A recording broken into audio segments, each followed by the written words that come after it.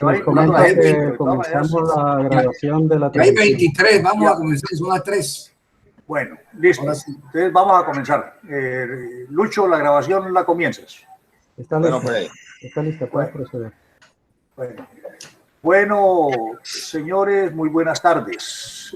Esta es una tertulia muy especial, la que vamos a tener en la tarde de hoy con Sergio Cabrera, quien amablemente dispuso de su tiempo pues, para comentarnos sus ricas experiencias de vida en China. Son experiencias que nosotros estábamos aspirando algún día a tenerlas aquí en esta tertulia, pues por la profundidad del tema.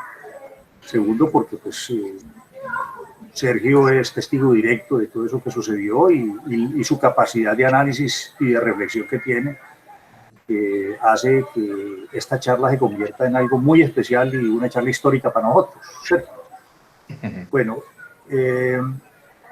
como tú te pudiste dar cuenta con la charla con Juan, esta es una charla distendida, nada sin prosopopeya, sin nada misterioso, sin cátedras magistrales, es simplemente una conversación contigo y estamos seguros que con esa conversación vamos a sacar conclusiones muy enriquecedoras para nosotros sobre el conocimiento de China. Por ahí. Bueno, y lógicamente, pues la modalidad va a ser que Guido nos va a conducir la entrevista, pero va a haber preguntas de los otros, de las otras personas. Lógicamente, advertimos, pues, preguntas relacionadas con el tema, porque pues con Sergio se puede hablar de cine, se puede hablar de su pasado por la guerrilla, se puede hablar del libro recién escrito por Juan Gabriel Vázquez, es decir, hay muchos temas, pero el que nos compete ahora es el de la historia de China. Y dentro de eso, pues, lógicamente que sean preguntas aterrizadas. Vayan a preguntar, por ejemplo, cuál es el número de la matrícula del avión en que se cayó limpiado. O que si Mao se casó por la católica con Chanchín. Eso no es así. Entonces, nosotros, simplemente, este es el esquema, Sergio. Bienvenido nuevamente y bueno, los micrófonos son tuyos y Guido que va a conducir la charla. Bueno, Enrique está ahí con nosotros, que es de la Asociación Nacional de Amistad Colombo-China. No sé, Enrique, ¿qué puedas agregar a esto? No, buenas tardes y de verdad un fuerte abrazo a Sergio por haber aceptado esta invitación. Nosotros tenemos una expectativas pero sobre todo una gran satisfacción poder escucharte en esta tarde y bueno, agradecerle a todas las personas que en este momento ya se están conectando. Hay miembros de la colonia china de Barranquilla, hay miembros nacionales afiliados plenos nacionales de la Asociación de Amistad Colombo-China. Como tú sabes, estamos invitando desde el capítulo de Barranquilla, ¿no? De la asociación que preside el doctor Guido Parra y que Jorge Iván Zapata es secretario, el doctor Antonio Mendoza es vicepresidente, bueno, y yo hago parte también del capítulo y de la Junta Nacional. Entonces queremos darle la bienvenida y de verdad muy contentos.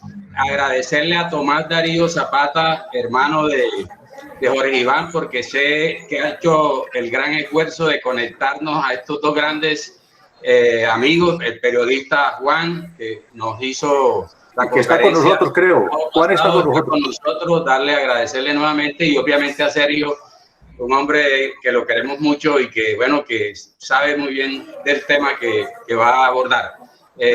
Bienvenidos y buenas tardes a todos. Bueno, Sergio, primero que todo, pues agradecerte a nombre del capítulo de Barranquilla, que hemos inaugurado ya hace más de un año esta tertulia de los sábados, conversando sobre diferentes temas de China y la verdad que han sido cada vez más ricas, toda la experiencia que hemos podido ir acumulando e intercambiando. Para nadie pues es desconocido que tú has tenido una experiencia maravillosa de 10 años viviendo ya en una época de bastantes cambios importantes en China después de la revolución y creo que de eso pues se trata un poco, conocer un poco tu experiencia allá. Comenzaría por señalar bueno, que lo que sabemos de ti muchas veces lo sabemos también a través del libro de básquet, pero que de alguna manera dice que antes de que tú viajaras ya, pues, que eras un joven adolescente, en cierta forma pelafuntanillo en Bogotá con un destornillador en la mano, correcto, quitando cosas en los carros y haciendo pilatunadas normales y frecuentes en la juventud. Pero ¿qué expectativa tenías tú en ese momento cuando tus familiares te dijeron, pues vamos a China? ¿Qué sentiste a esa edad que tenías, si no estoy mal, tenías 13 años? Sí, bueno, buenas noches, buenas tardes ahí para todos. Espera que... ¿Ahí me están viendo bien? Sí. ¿Sí me ven? Es que no, Sí. acá no se ve. ¿Estás compartiendo algo, Sergio? Lucho, hay algo que se metió. Ok. No sé qué será esto, pero... Pero te vemos bien. Vale. Disculpa, Sergio, le queremos pedir a Jorge Enrique que deje de compartir. A Julio Enrique. Sí, Julio Enrique. Julio Enrique deja de compartir. Sí, porque se nos metió Julio Enrique.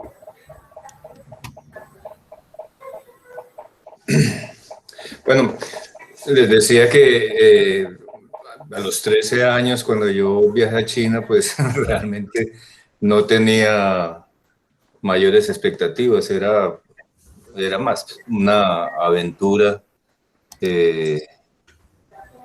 Mis padres estuvieron como preparando el terreno durante unos 6 meses antes de que decidiéramos viajar. Nos estuvieron, en la casa se empezó a hablar mucho de China y se empezó a hablar de, no sé, de la Gran Muralla, de los templos, del budismo, de Mao Zedong, y pues como que se esforzaron en que fuera una transición suave. Y cuando llegó el momento, pues mi padre nos preguntó si nos gustaría ir a China a vivir una temporada, y pues mi hermana y yo dijimos que sí, que fantástico. O sea, ya nos habían como envenenado un poco y se había como abusado el deseo de conocer ese país del que tanto se hablaba en la casa. Pero pues claro, las expectativas eran mínimas. Uno a esa edad, toda esa aventura, era una gran aventura viajar a China en esa época.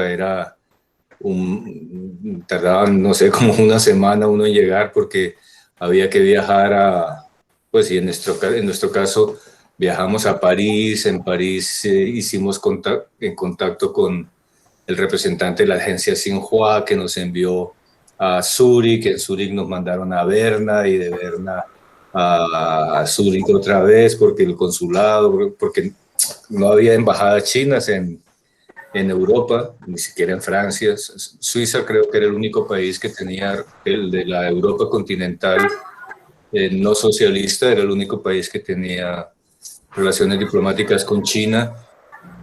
Y bueno, pues la consecución de la visa. Después viajamos a Moscú a través de Praga, y en Moscú nos quedamos 3 días,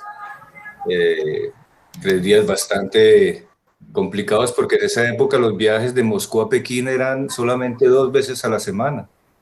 Increíble, ¿no? Hoy debe haber 5 al día, pero por eso nos tocó quedarnos 3 días mientras eran lo que llamaban las escalas de tránsito, que las aerolíneas se encargaban de conseguir hotel y eso. Bueno, ahí ya empezamos a sentir un poco la influencia del conflicto chino-soviético, porque a pesar de que tradicionalmente a los pasajeros que iban para Pekín les daban una visa de cortesía para poder quedarse en Moscú y conocer la ciudad, a nosotros nos encerraron en un hotel, en una especie de arresto domiciliario. Nos traían la comida a la habitación. Eran ya como represalias de la decisión del movimiento comunista, que en ese momento estaba estaba empezando a volverse público, porque en el año 63 pues ya se había escindido el movimiento comunista internacional y los chinos pues habían tomado su posición de defensa de Stalin y de defensa del partido comunista como leninista, y los soviéticos estaban abriendo el partido para que se volviera un partido de masas. En fin, las contradicciones eran ya muy grandes. En fin, al cabo de esos 3 días viajamos otra vez paramos en Irkutsk, en Omsk, y finalmente llegamos a Pekín. Y como digo, para un niño eso era toda una aventura, o sea, conocer todos esos países. Era una época donde la gente no viajaba, no salía de Colombia con tanta facilidad como ahora. Y al llegar a China, claro, la impresión fue muy dramática. O sea, yo me acuerdo que nada más aterrizar en el aeropuerto de Pekín, que era más o menos del tamaño de, no sé, por decir algo, del Club Militar de Bogotá, sí, parecía un club campestre. Sí, pues este aeropuerto tan pequeñito, pues habíamos salido del Dorado, que estaba recién inaugurado, y por favor. era un aeropuerto, y Pekín era una ciudad muy vacía. No habían automóviles, no habían, muy pocos buses. O sea, en estos días por curiosidad, miré una película que empieza con imágenes de Pekín. Es que es de no creer. O sea, uno podía acostarse en cualquier calle, y porque pasaba, no sé, un carro cada minuto, una cosa así, en las avenidas principales. No, y claro, era raro.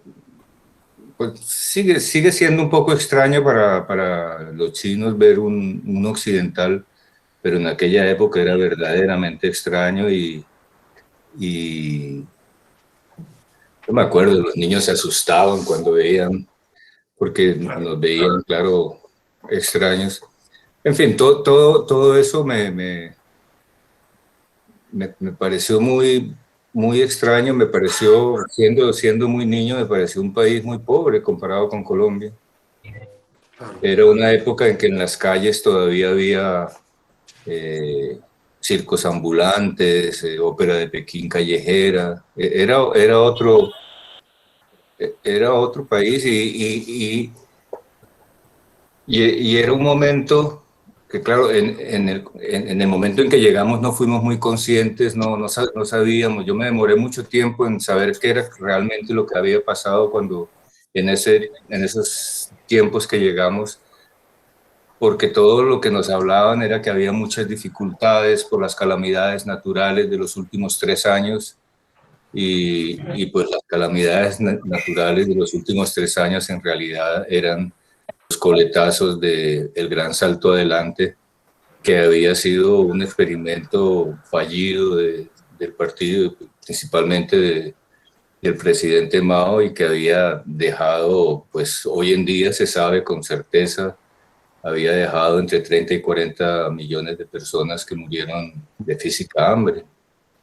Pues digamos, fue un error estratégico y sí, es verdad que se sumaron algunas inundaciones, lluvias, en fin, hubo catástrofes naturales, pero la principal catástrofe, me enteré yo pues poco a poco, años viviendo ahí, la principal catástrofe fue una mala planificación de las consecuencias que podía tener ese gran salto adelante, que era un intento por como dice su nombre, por saltar adelante, por lograr industrializar y hacer avanzar a China digamos, era como forzar un poco las cosas, ¿no? Bueno, Sergio, tú dices un viaje bien largo. Es más corto ir a Marte ahora que ir en ese momento. Y sufriste la primera cuarentena 3 días a causa del revisionismo en el hotel de Moscú y llegas a tu China fantasmagórica de alguna forma, pues cuando uno está joven y dicen voy a Disneylandia, uno lleva una ilusión, se va a ver a Mouse pero cuando me imagino te fuiste a China no había un Mickey Mouse allá, había una realidad totalmente y 7 días, 8 días de viaje maquinando qué es lo que voy a encontrar para encontrar una realidad como la que describe, un país pobre, correcto, donde se culpaba probablemente a las cosas naturales e inclusive hasta los gorriones de haber echado atrás la cosecha y había que combatirlos a todos pues, para que la cosecha se salvara, correcto, y esa impresión inicial cuando comenzaste a degustar un poco en el Hotel de la Amistad con tus amigos latinos y con otra gente que estaba ahí y a sentirte un poco que había llegado a otra China. Bueno, resulta que a esa edad, digamos, cuando uno tiene 13 años y digamos, tiene como, digamos, la llegada a China fue arropada por mis padres y por los camaradas chinos que nos recibieron y nos hicieron sentir muy bien y además llegamos a un, o sea, nosotros todo el tiempo vivíamos en hoteles de 5 estrellas que aún en medio de las dificultades eran como oasis de tranquilidad y de prosperidad, pues dentro del hotel no había todas esas dificultades que tenía el país en ese momento. Y uno a los 13 años se adapta rápidamente. Yo creo que a los 3 o 4 meses a mí todo me parecía normal y empecé a aceptar el país y pues yo creo que muy rápidamente me integré y comprendí que, bueno, que ese era el país donde iba a vivir y que no valía la pena andar todo el tiempo comparándolo con Colombia, ¿no? Porque en esas primeras comparaciones, pues, siempre salía ganando Colombia, porque antes de salir pues, en los años que yo viví en Colombia, viví siempre una vida de niño pequeño burgués, o sea que no conocía los barrios del sur, ni conocía la hijo de un padre exitoso. Hijo de un padre exitoso. Claro, entonces digamos que eso, mi idea de Colombia era una idea dulcificada, pero muy rápido yo me fui como adaptando y realmente lo que fue difícil años después fue volver a regresar a Colombia. Claro. O sea, mi hermana y yo muy rápidamente adoptamos las costumbres, pues el idioma, el modo de ser, empezamos incluso a vestirnos, y a comportarnos como chinos porque era como la forma más sencilla de tener buenas relaciones, de tener amigos, de integrarse, a pesar de que, pues, por más de que nos vistiéramos como ellos, siempre éramos muy fáciles de detectar. Pero digamos, muy recién llegado, yo ya empecé a sentirme muy bien y todos esos años, pues, yo fui muy feliz en China porque Oriente y específicamente China son países donde los niños y hasta los jóvenes tienen unas condiciones de vida muy privilegiadas. Hay mucho espacio para el deporte, para la cultura, para la educación. O sea, eso ha cambiado bastante, ¿eh? Yo he seguido regresando con los años, la última vez hace 3 años, y todas esas cosas se han cambiado mucho porque, pues, ahora muchas de esas cosas que eran populares y que eran gratuitas, hoy en día, pues, como en el resto del mundo, los gimnasios y las escuelas privadas, o sea, todo ya ha evolucionado a parecerse un poco más a Occidente. Pero en ese momento China era un país muy, muy igualitario, o sea, y muy... Estaba en un momento hermoso de la revolución, a pesar de las dificultades que había habido. Uno sentía mucha igualdad y mucha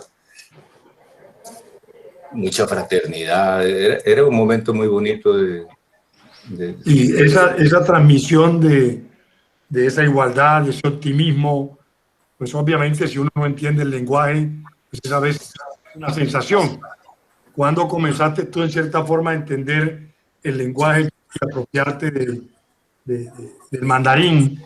Creo que hay una anécdota que tu padre cuando estaba acá te decía, viendo un periódico francés, los números aritméticos, todos los entendemos, no importa si están escritos en francés o están escritos en el tiempo en Bogotá. La caligrafía es así, igual, que se puede entender tan fácilmente o es más difícil hablarlo.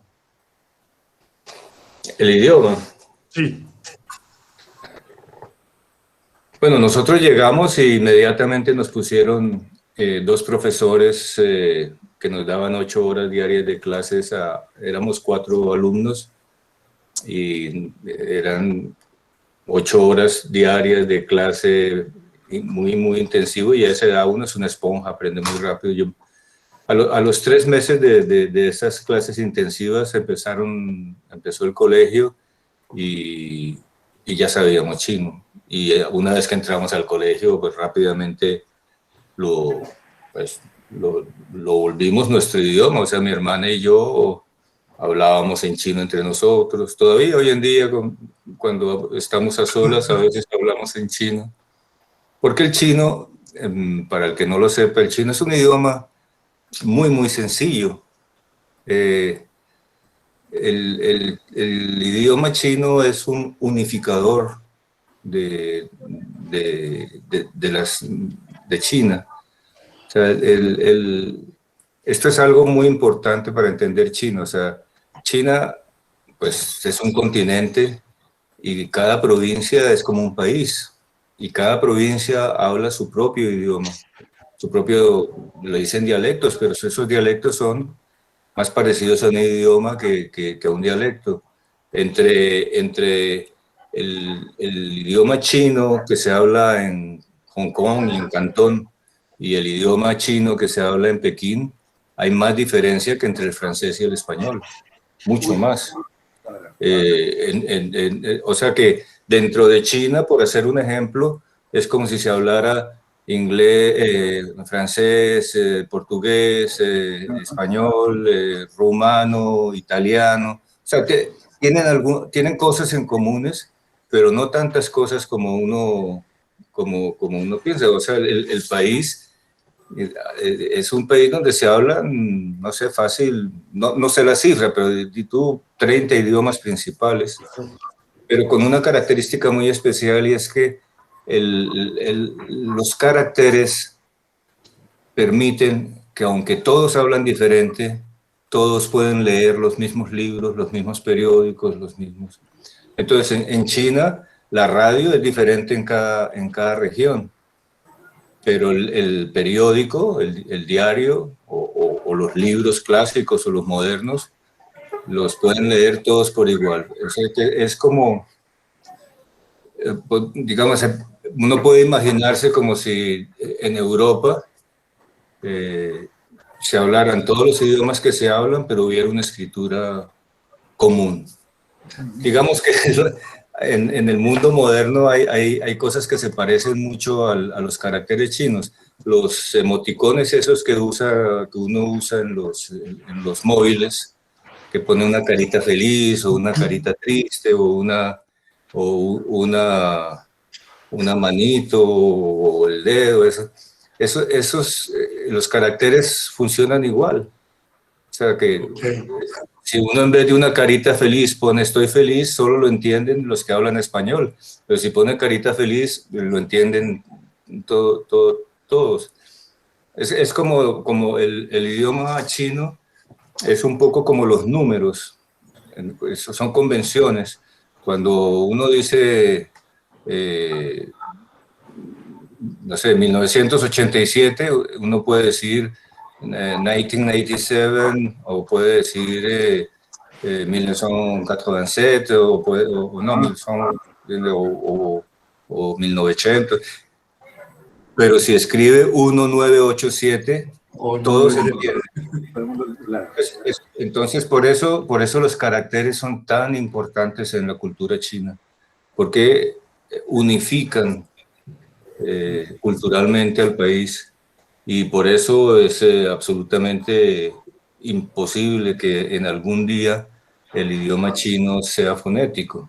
Aunque existe un mecanismo fonético para aprenderlo, no se podría fonetizar el país porque significaría adoptar uno de los idiomas como idioma nacional. Sobre los otros. Claro.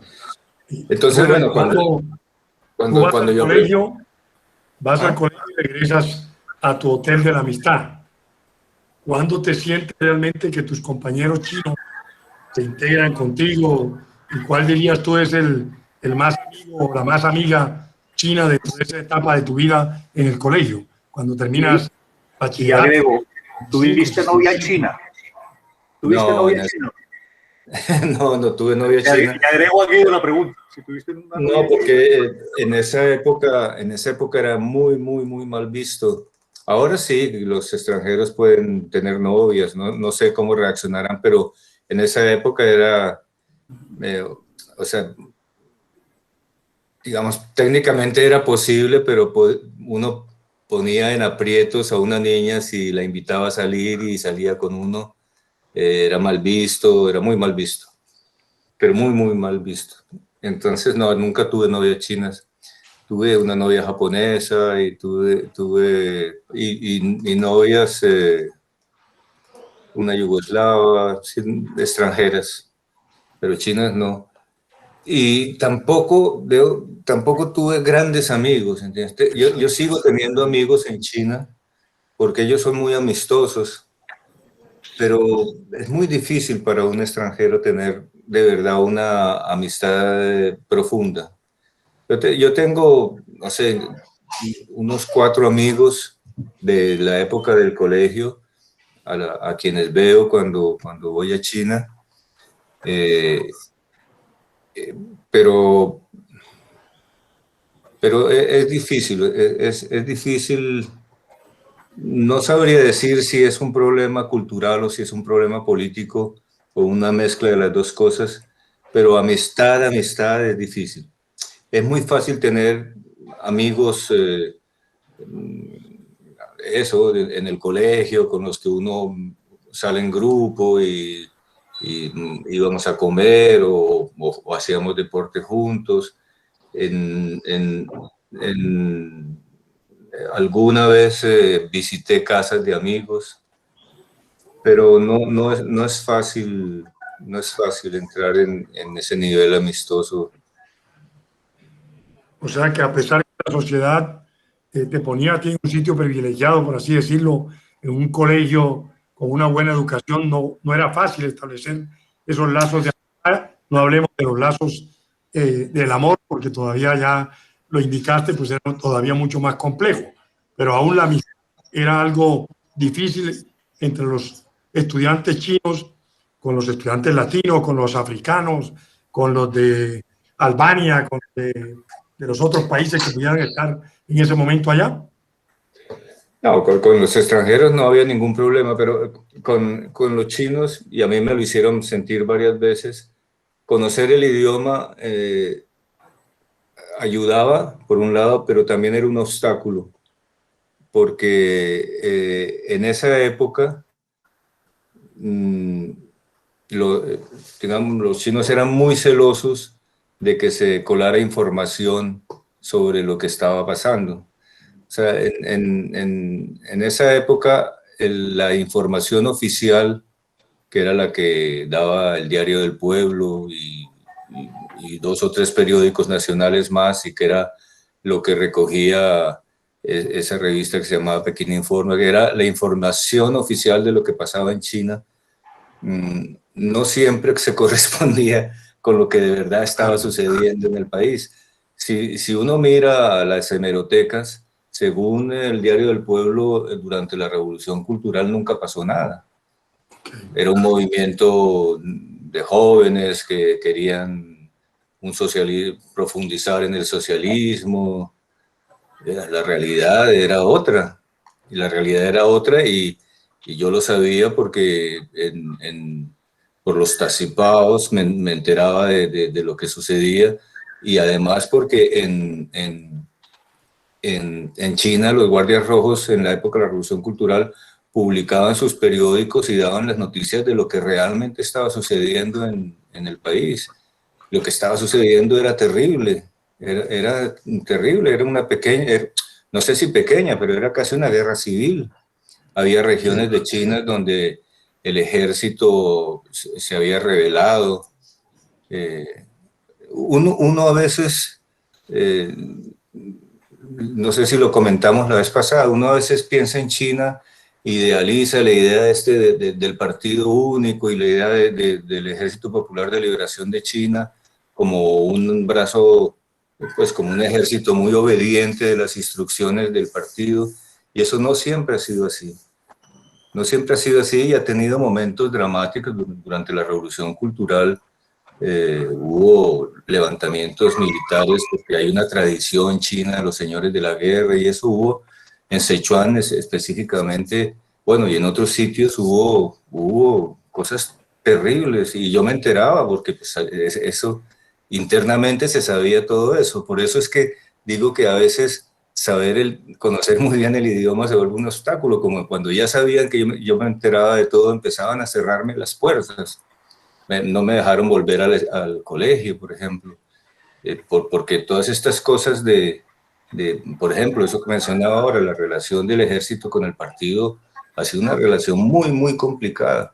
El otro día estaba leyendo un documento donde contaban cómo, por ejemplo, cuando los sucesos de Tiananmen, al general que le encargaron ir a tomarse la plaza, dijo que no, que él no iba, que consideraba que eso era, no sé, mancillar ese lugar como medio sagrado que es la plaza de Tiananmen, y se negó a ir, y le hicieron, después de que todo lo sucedió, le hicieron un consejo de guerra y estuvo preso 5 años. O sea, esas relaciones de partido, cuando uno piensa en el Partido Comunista Chino como un partido único, pues eso no es cierto. Es un partido que, sí, todos tienen el mismo nombre, pero tiene su izquierda, su derecha y su centro, y los enfrentamientos entre ellos son fuertísimos. La Revolución Cultural fue un enfrentamiento entre digamos, un ala de izquierda y un ala de derecha. Cuando se habla de que Deng Xiaoping digamos, la derecha, digamos, era la derecha. Es que hay una cosa en la Revolución China, hay una faceta muy interesante, muy fuera de lo que ha sido el comunismo en otros países, y es que China era un país campesino, y la revolución, según los cánones del marxismo-leninismo, la deben hacer los obreros, no los campesinos. Los obreros no tienen nada que perder, los campesinos sí tienen algo que perder. Los campesinos son dueños de sus medios de producción, y entonces no pueden tener una mentalidad proletaria, digamos. Entonces, el Partido Comunista Chino se fundó en un país totalmente campesino, y cuando Mao empezó a desarrollar su movimiento, incluso fue expulsado de la Internacional Comunista. O sea, Mao sufrió mucho las consecuencias de haber sido un líder apoyado por el campesinado. Por eso cuando triunfó la revolución, Mao sentía que tenía una deuda de honor con el campesinado, y por eso sus esfuerzos iniciales fueron desarrollar el campo, que era, digamos, el ala, no sé, de izquierda del partido, y había la otra gente que pensaba que era importante desarrollar la industria y generar un proletariado importante que dirigiera, digamos, la revolución. Y esos dos bloques han estado en permanente conflicto desde siempre. Todo esto para decir que a veces saber el idioma era contraproducente. Sí, porque cuando nosotros, mi hermana y yo pedimos ir con los guardias rojos al campo, nos lo dijeron claramente. Sí, ustedes fueron guardias rojos, ¿no? Sí, sí. Nosotros fuimos guardias rojos. Hay que decir que ser guardia rojo no era no era muy complicado. O sea, para ser guardia rojo uno era cooptado, ¿no? No era que yo quiero ser guardia rojo, está bien, sino que ellos se reunían, analizaban si uno tenía los méritos suficientes para entrar a ser guardia rojo, y pues lo aceptaban. Había que hacer un juramento y te daban tu brazalete y empezaba uno a ir a las reuniones, pero no era como entrar al Partido Comunista, que es muy difícil. Era relativamente fácil entrar al movimiento de los guardias rojos. Bien, y del salto, ya estamos un poco más adelante. Bueno, ya mataron al presidente Kennedy, ya llegamos a la luna, ¿correcto? Esos impactos llegaron de todas maneras a tu escuela donde estabas allá y estaban en un momento de una revolución cultural importante. ¿Cómo afectó la educación tuya y la educación de la gente todas estas noticias que estaban pasando alrededor del mundo? Pues en mi recuerdo no afectaban gran cosa, ¿eh? O sea, insisto, era una época en que toda la información estaba centralizada en los periódicos oficiales. En la época que yo estuve en China, ni siquiera las grandes agencias de noticias como France Press, UPA, no tenían corresponsales en China porque no los aceptaban, porque no. Yo creo que había mucho interés dentro del partido de no tener interferencia en la comunicación que querían dar del rumbo que estaba tomando la revolución cultural y la revolución en general. Y los chinos, los orientales en general, pero en el caso específico chino, ellos son muy reservados y en el mundo, digamos, en el mundo de las noticias, a ellos les gusta modificar y adaptar las noticias para que correspondan con lo que quisieran que esté sucediendo. Eso es muy típico de China. Y la centralización de la información, al igual que la centralización de todo en China, es muy.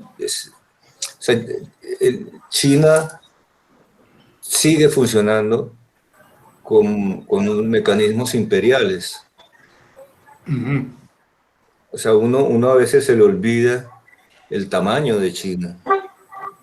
O sea, que China es un continente y que son 1.400 millones de personas, que digamos, mantener ese país unido y cumpliendo las tareas y las funciones que deben cumplir los organismos es muy complicado. Y para eso los chinos lo que han utilizado es, digamos, toda su experiencia imperial, ¿no? Las redes de comunicación imperial que llegan a todos los rincones del país, mezclado con toda la experiencia soviética. O sea que, porque desde que Mao estaba en Yan'an, o sea, desde los años 40 en adelante, cuando ya era evidente que tarde o temprano se iban a tomar el poder, ellos enviaron gente a prepararse en la Unión Soviética en cómo manejar un Estado. Eso no es algo que se puede improvisar. Claro. Y tenían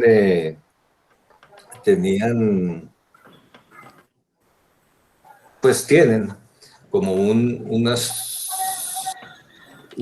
organizaciones burocráticas muy efectivas para transmitir la información y para chequear si se están cumpliendo, si no se están cumpliendo. Es un país muy, muy, muy centralizado, que es bien difícil de imaginar un país de ese tamaño con tanta centralización. Porque cuando uno va a China y conoce Pekín y Shanghái y las grandes ciudades, pues resulta fácil ver, digamos, imaginar cómo se maneja eso. Pero yo, por ejemplo, que he estado, cuando en uno de los viajes que hice a China, fui como presidente de una delegación de la Cámara de Representantes de Colombia. Y fui con Gustavo Petro y bueno, no me acuerdo ahora los nombres, pero estuvimos ahí un mes en todas las zonas de fronteras de China, porque en ese momento yo pertenecía a la Comisión Segunda, en fin, yo pedí conocer la zona de fronteras de China, y claro, cuando uno está en la zona de fronteras de China, a tantos kilómetros del poder central, se da cuenta de lo que es manejar ese país. Estando en uno de esos, no me acuerdo en qué ciudad, llegó Jiang Zemin de visita al hotel donde estábamos, y la gente, o sea, para la gente, un dios.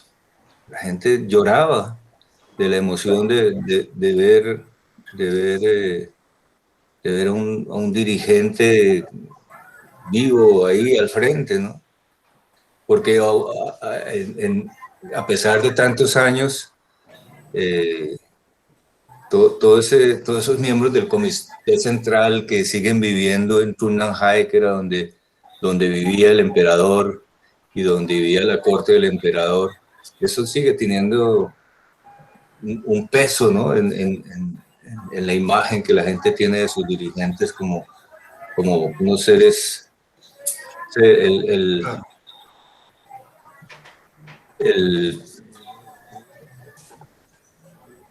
Sergio, tú lo sabes, que nosotros los costeños hemos padecido el centralismo y lo conocemos. Claro. Y lo hemos carne propia durante mucho tiempo. Y seguramente antes nos impresionaban las visitas de los centralistas, y ya no tanto, porque todo lo ha acercado mucho más a esta revolución, pero eso deja secuelas de alguna manera. Pero tu educación allá, cuando estabas sentado en tu escuela, ¿de qué manera se reflejaba la ideología maoísta en la educación? ¿En un 20%, en un 30%, en todo, en aritmética, en geometría? ¿Estaba la ideología maoísta presente? ¿Había una tendencia a la formación en la escuela donde tú estabas, o era más de libre pensamiento? No, había una profunda ideologización de la educación, muy.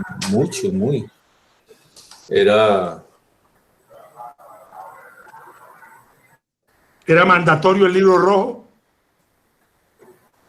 No, en las escuelas normales, antes de que empezara la revolución cultural, no había, el libro rojo no existía, no. O sea, a veces en las clases había alguna cita de Mao y el retrato de Mao, no era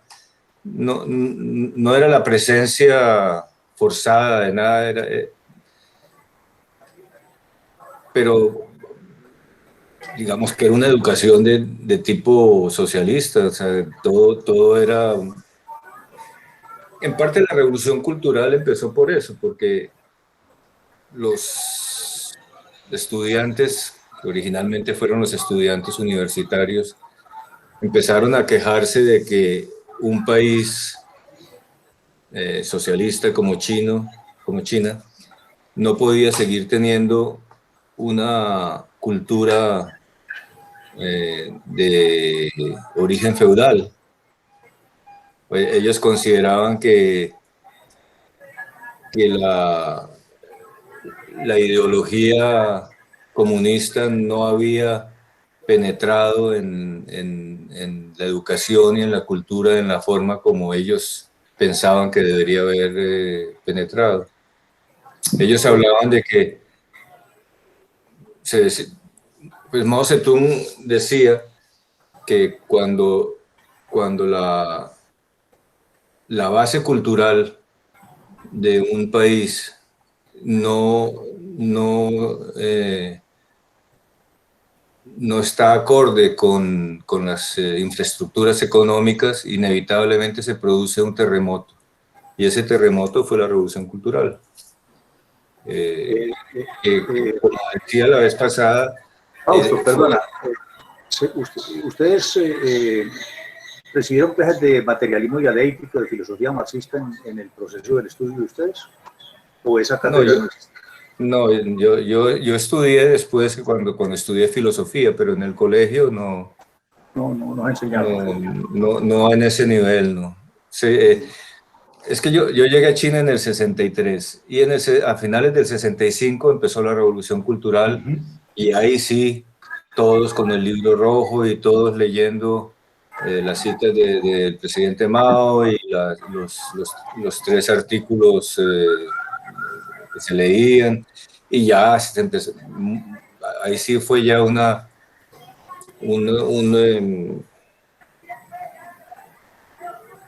inundación de ideología maoísta a partir del año 65.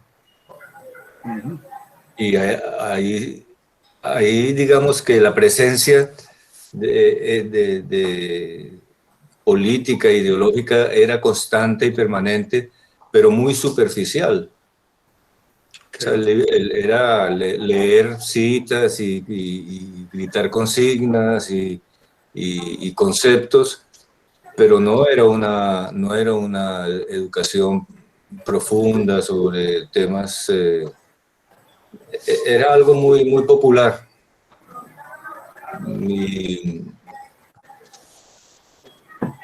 Y así siguió todo el tiempo, porque fueron, no sé, 4 o 5 años que estuvieron cerradas las escuelas, las universidades, o sea, era un gran caos que se generó con la Revolución Cultural.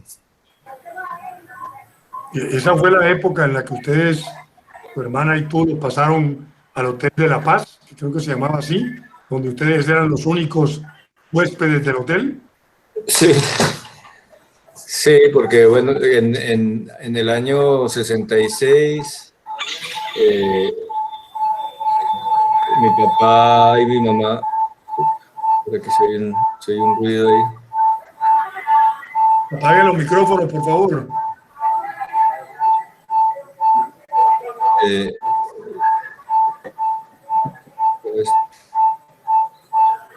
Jorge Iván, tú eres el que tiene Sí, el ruido. yo creo, no hay un ruido por aquí cerquita de la Electricaribe. Ya ahí se ve. Que en el año 66 mi padre y mi madre decidieron pues regresar a Colombia y no sé cómo hizo mi padre para conseguir una autorización para que mi hermana y yo,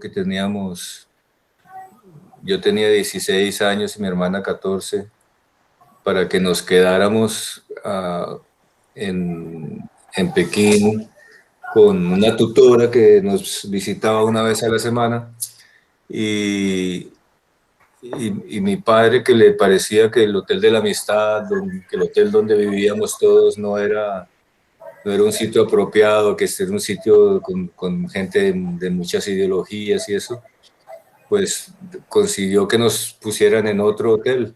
Pero casualmente ese otro hotel, nunca supe exactamente por qué, estaba vacío. Era un hotel de 17 pisos, donde los únicos huéspedes éramos mi hermana y yo. Y pero un hotel pues con sus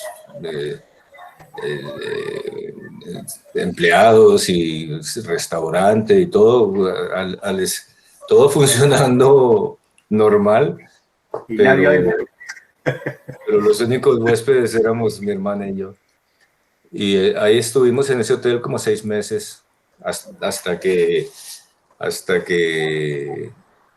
pues sucedieron una serie de cosas y nos regresamos al Hotel de la Amistad, que era el hotel donde habíamos vivido desde que habíamos llegado. Pero bueno, ya de alguna forma tú habías construido una ideología con tu hermana y con tu familia. Y ese episodio, si no estoy mal, ustedes o tú narraste de que quisiste hacer, entre comillas, una huelga de hambre, pero que no era hambre. Realmente no era una huelga, pues era hambre porque tú querías sentir lo que el pueblo sentía, que tenía hambre en ese momento, y el mundo chino interpretó que estabas en huelga. Y creo que era una huelga de hambre que ganaste. No sé cuántas huelgas más habrá ganado, pero me parece. Cuéntanos un poco cómo fue eso en tu experiencia. No, bueno, como estábamos ahí en ese hotel y ya había empezado la revolución cultural, era muy, muy difícil salir del hotel. Durante la revolución cultural, las calles se llenaban de guardias rojos, pero es difícil de imaginar. Era así como sardinas. Caminar una cuadra se podía demorar uno 15 minutos en caminar una cuadra, porque era como la salida de un estadio. Entonces nosotros nos fuimos encerrando poco a poco en el hotel y no salíamos, y pues claro, nos aburríamos. Era una época en que no había televisión, ni videojuegos, ni móviles, no había nada, la radio. Había televisión, pero la televisión estaba siempre repitiendo las mismas cosas. Y entonces, pues yo me dediqué mucho a la lectura y estaba leyendo literatura. Estaba leyendo específicamente las obras completas de Gorky, de Máximo Gorky, que hablaba mucho del tema del hambre y de las dificultades de los estudiantes rusos en la época del zarismo. Y entonces me dio curiosidad pues pensé, yo nunca he tenido hambre, pues voy a aprovechar aquí para sentir hambre y como para comprender mejor el espíritu de la lectura de Gorky. Y entonces ese día pues no bajé a cenar, al otro día no bajé a desayunar, pero eso no les pareció raro porque pues... Pero a la hora de almuerzo ya no bajé a almorzar, y entonces subió el chef del hotel a preguntarme que no me gustaba la comida o que si me preparaba algo especial, que quería, que lo que quisiera. Y yo le dije pues que no, que yo quería aguantar hambre, en chino, ¿no? Le dije, no, yo lo que quiero es aguantar hambre de verdad. Y entonces él me dijo, no, pero yo te preparo. Y dijo, no, yo lo que quiero es aguantar hambre.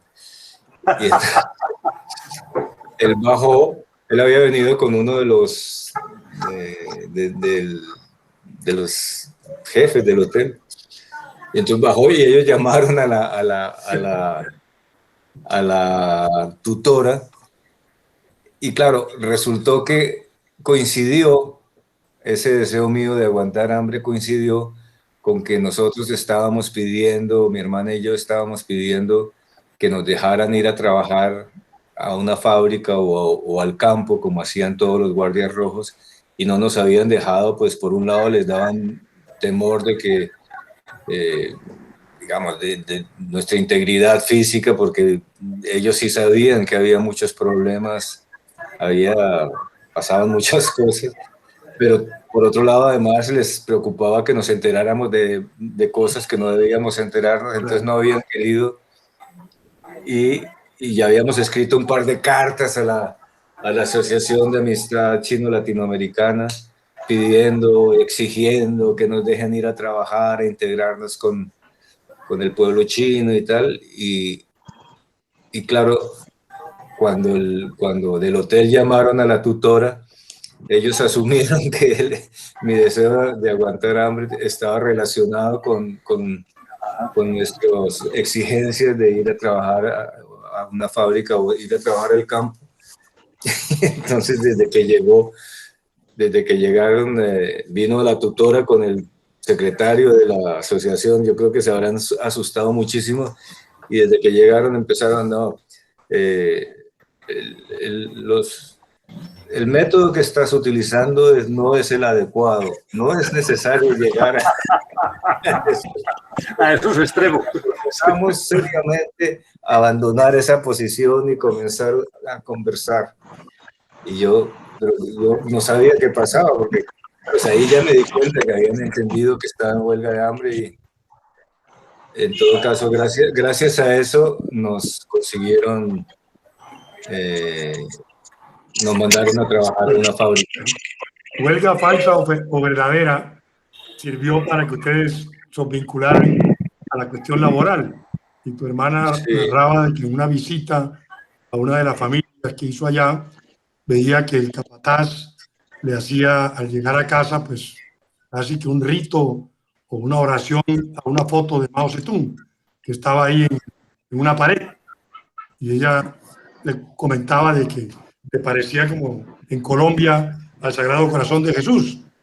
Y el chino le contestó que sí, que efectivamente era cierto, pero que ellos le oraban a alguien que estaba vivo y no a alguien que estaba muerto. Sí. Sí. Esa reverencia marcada, excesiva, en cierta forma, por un ídolo, ¿no? En ese momento, pues era incontrovertible. Sí, en ese momento, o sea, a partir del año 66 empezó una especie de idolatría a la imagen de Mao Zedong, muy, muy fuerte y muy, pues para uno que conoce la religión, pues era inevitable comparar lo que se hacía cuando empezábamos. Fuimos a la fábrica, al empezar a trabajar y al terminar de trabajar le dábamos las gracias al presidente Mao, frente a la foto con el librito rojo en la mano, y le agradecíamos por haber tenido un buen día y no haber tenido accidentes laborales, cosas de ese estilo que claro se parecían mucho a la religión católica, pero que para, digamos, es extraño. Yo sentía que para los compañeros chinos o para los camaradas con los que trabajábamos no hacía mucha diferencia, o sea, como que ellos lo aceptaban bien, ¿no? O sea, para mí regresar a China, digamos, con los años que he regresado, pues he descubierto que en realidad durante toda esa época la gente se puso como una especie de máscara, ¿no? Para aceptar esa presión ideológica y política, y como que sí, como que lo aceptaban, y pues ahora uno ve y ellos mismos le dicen a uno que aquello fue terrible, que aquello fue... O sea, hoy en día los chinos consideran abominable todo lo que sucedió durante la Revolución Cultural, porque además, como lo comenté el otro día, la Revolución Cultural era todo lo contrario de un movimiento libertario y progresista, era conservadora, era un movimiento que lo que buscaba era como retroceder, prohibir, enjuiciar, castigar. Fue terrible, ¿eh? Yo tengo recuerdos muy desagradables de esa época. A eso, si se puede llegar a saber, correcto, y no es una imprudencia, ¿qué te avergüenza a ti que hayas hecho como guardia roja? Si es que algo te avergüenza. ¿Qué te avergüenza de haber hecho algo como guardia roja, si es que algo te avergüenza de esa época?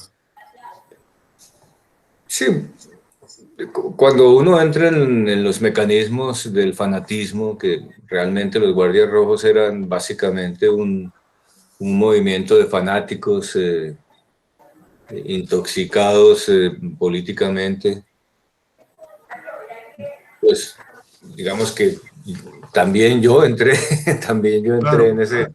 en ese mundo fanático y participé pues en cosas ahí como las que se ven en la foto, de insultar y escupir, inclusive hasta ver cómo pateaban a un profesor mío y a una enfermera del colegio, y porque los acusaban de ser contrarrevolucionarios y de ser desleales con la revolución.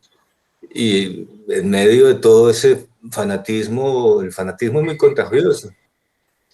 Y digamos que como tenía la educación de que lo más importante era la revolución y mantener vivos los ideales revolucionarios, pues participé en varias de esas encerronas a profesores.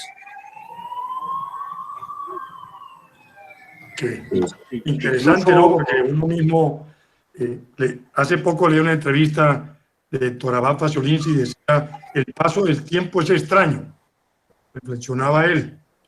Las cosas se van transformando mucho, cambian de intensidad, de claridad y de nitidez. ¿Tú crees que algo de eso te ha pasado a ti al recordar en el tiempo cosas?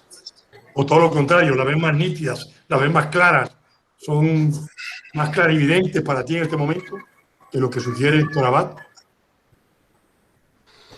No, pues no sé, en mi caso se mezclan un poco las cosas, pero yo básicamente con los años he logrado finalmente entender, o creo entender lo que sucedió en esos años y lo que me sucedió a mí posteriormente.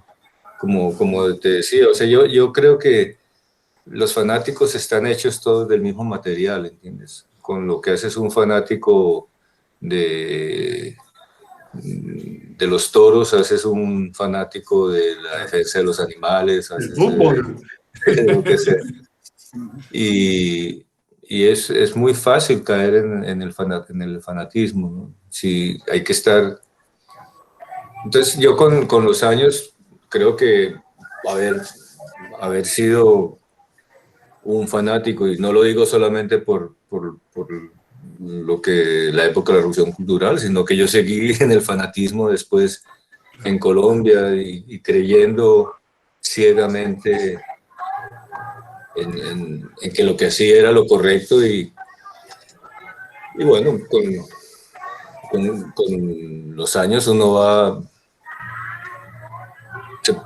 Si uno lo intenta, se puede curar. Si no lo intenta, creo que cada vez es más fanático. Seguro. Seguro. En algún momento leí que tú te habías encontrado ya con Franco Sefirelli y que eso había marcado de alguna forma tu vida, si se puede decir, desde el punto de vista del cine y tu afición al cine o a ser artista. ¿Qué comentarías sobre eso? ¿Y por qué estaba Franco Sefirelli allá en China en ese momento? Bueno, en realidad fue que mi padre trabajaba ya como director de doblaje del chino al español, de los documentales y de algunas películas chinas. Y en un momento dado le encargaron el doblaje de una película infantil que se llamaba Campanita. Y el protagonista de esa película era un niño de 12 años, un niño como yo. Entonces me llevó a los estudios de cine por los salones de doblaje, normalmente quedan donde quedan los estudios de cine. Y entonces ahí estuve como durante 15 días, yendo todos los días a los estudios a doblar. Y en medio del doblaje, pues había momentos en que no estaba doblando, entonces salía por ahí a a los patios y me encontraba pues, con los técnicos de cine y casualmente, y ya me empezó a gustar mucho ese mundo del cine, que ya me gustaba el del teatro, que era el hábitat de mi padre, pero me empezó a gustar también el del cine y en una de esas llegó a los estudios de cine Franco Sefirelli de visita y le llamó mucho la atención a Sefirelli ver que había un señor extranjero que era mi padre y los dos hablaban francés, entonces, y yo también hablaba francés o hablo, y entonces pues se lo presentaron y almorzamos juntos y pues a mí me impresionó conocer a un director de cine que ya había hecho películas conocidas. Pero realmente el que me empujó más a mí en el mundo del cine fue otro director de cine que es Joris Ivens, que es un documentalista holandés-francés. Bueno, en realidad en mi vida se han como unido varias vertientes que me han llevado hacia el cine, como que no tenía escapatoria. Sí, se fueron sumando cosas hasta esa del encuentro fortuito con Franco. Sí. Si tú tuvieras que resumir en pocas palabras esa experiencia tuya de los años en China y los pocos que tuviste con tu padre compartiendo y con tu madre allá, ¿cómo definirías esa relación de tus padres contigo en esos momentos allá? No te entendí. ¿Cómo resumirías en pocas palabras esa vivencia tuya con tus padres en China? ¿Cómo la dirías? ¿Cómo la expresarías? ¿Tus padres estaban exaltados porque estaban en el fanatismo en ese momento? ¿Cómo era la relación de ustedes con ellos? No, la relación, digamos, nosotros como familia fue un oasis fantástico, o sea, vivíamos muy felices en China y mis padres les encantaba su trabajo y éramos muy, muy bien atendidos y cuidados por las instituciones y por los camaradas que trabajaban con nosotros, con ellos. Yo creo que fue un momento muy, muy hermoso mientras estuvimos los cuatro juntos.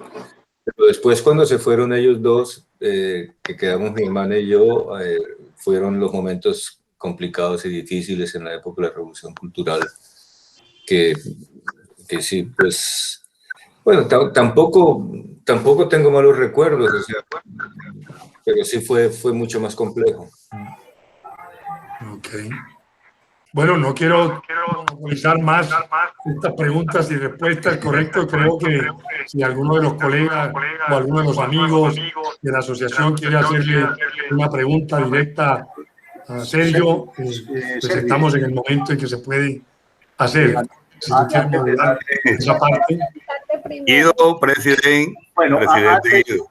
Espérate, antes de darle la palabra a la gente, vamos a mirar si hay preguntas. Hasta ahora no hay formuladas, pero antes yo te quiero preguntar algo, Sergio. Tú has regresado a China varias veces después de la Revolución Cultural. Entonces, ¿cómo miras esa China del 66 con respecto a la China de hoy? Es decir, ¿cuál es el balance que tú haces frente a eso? ¿Positivo, negativo? ¿Cómo ves el porvenir de China en las circunstancias actuales? Sí, yo creo que es complicado, o sea, yo creo que la China de hoy es un país que tiene poco que ver con la China que yo conocí en el año 63.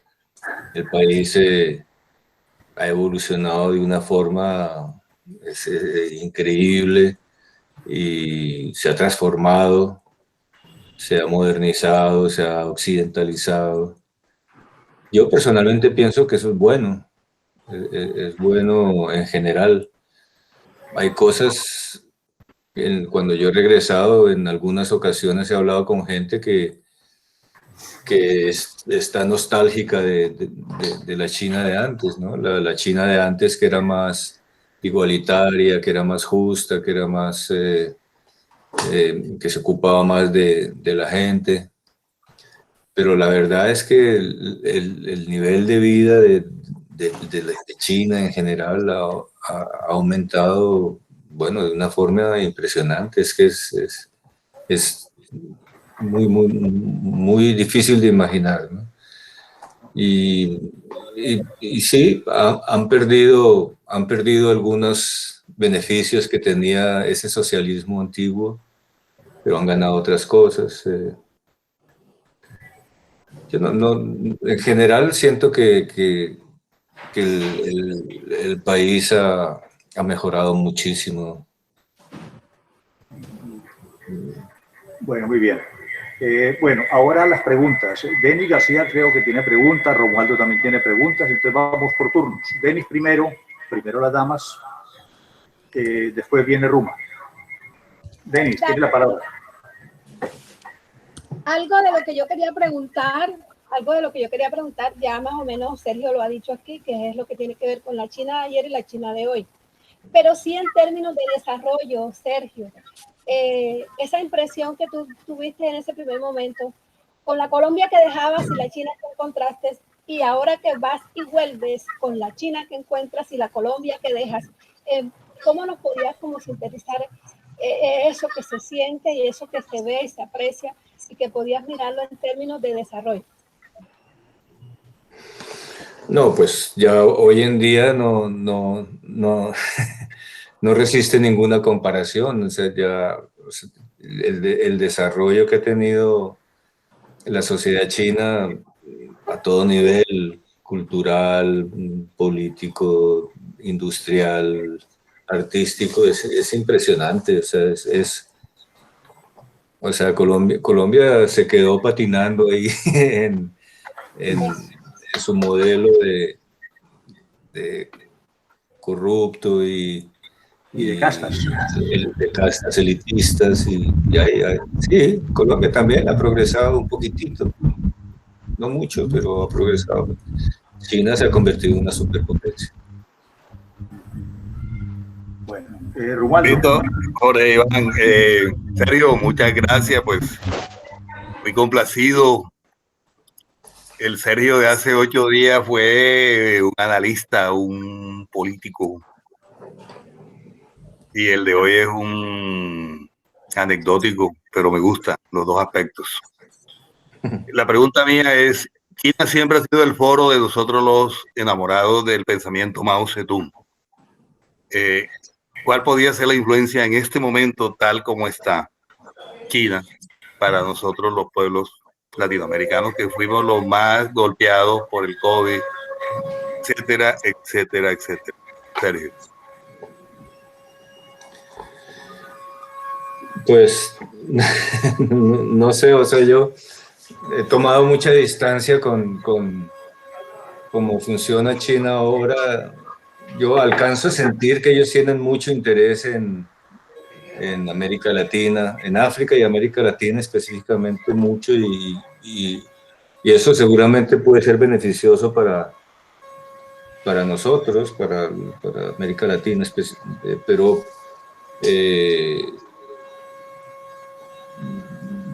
creo, no sé, la sensación que yo tengo es que ya la influencia que ellos quieren tener en América Latina no tiene mucho que ver con las ideas políticas que en su momento fueron como motor para organizaciones revolucionarias en el continente. Yo creo que ahora es más... sí, seguramente tienen deseos de ayudar, pero tienen deseos también de hacer negocios. El mundo, o sea, China como país necesita mantener vivo su desarrollo industrial, y yo creo que extender sus influencias es muy importante, pues como en todos los países del mundo, yo creo. Bueno, ¿quién más quiere preguntar algo? Fernando. Sí, Jorge Iván. ¿Quién? Ah, Carlos Julio. Hola, ¿qué tal? Sí, buenas tardes a todos y Sergio, pues primero mi admiración grande por toda tu trayectoria. Y la pregunta es un poco esa influencia, esa vida tuya en China, ¿algo influyó en la forma en que tú has desarrollado tu producción cinematográfica? Sí, definitivamente sí.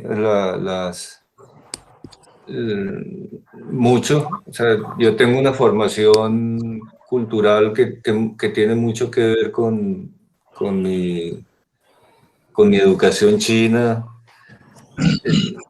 Por ejemplo, la estrategia del caracol, digamos que es una película que creo que es la más conocida mía, es de alguna forma una adaptación de una fábula china que fue muy popular en la época de la Revolución Cultural, que se llama Cómo el viejo tonto movió las montañas. Que no sé si la conocen, es la historia de un viejo que tiene que mover una montaña porque no entra el sol a su parcela y entonces sus cultivos están raquíticos y cuando empieza a mover la montaña, sale con baldes a llevarse la montaña. Al frente de él hay un viejo que le llaman el viejo sabio y le dice, pero ¿qué haces? ¿Qué estás haciendo? Y dice, no, pues que descubrí que esta montaña impide que los rayos del sol lleguen a mi parcela y la voy a quitar. Y yo, pues, estás loco, eso no es posible. Entonces el viejo tonto le dice, no, sí, seguramente yo no voy a poder hacerlo, pero están mis hijos y luego están mis nietos y luego los hijos de mis nietos y así sucesivamente. Si seguimos llevándonos la montaña, algún día el sol va a entrar en la parcela. Ese cuento, eso es una fábula china antigua y Mao Zedong lo utilizó en los días después del triunfo de la revolución para explicar que, pues para impulsar un poco el espíritu de que era posible la construcción de un país poderoso como es hoy en día. Y en la época de la Revolución Cultural, el libro rojo siempre iba acompañado de otro librito que se llamaba Los Tres Viejos Artículos. Ese era uno de los viejos artículos. Eran tres artículos del presidente Mao, tres discursos. Uno era el Memoria de Norman Bethune, que hablaba sobre el internacionalismo proletario. El otro era Servir al Pueblo, que hablaba de servir al pueblo y hablaba de un héroe chino. Y el otro era Cómo el viejo tonto movió la montaña.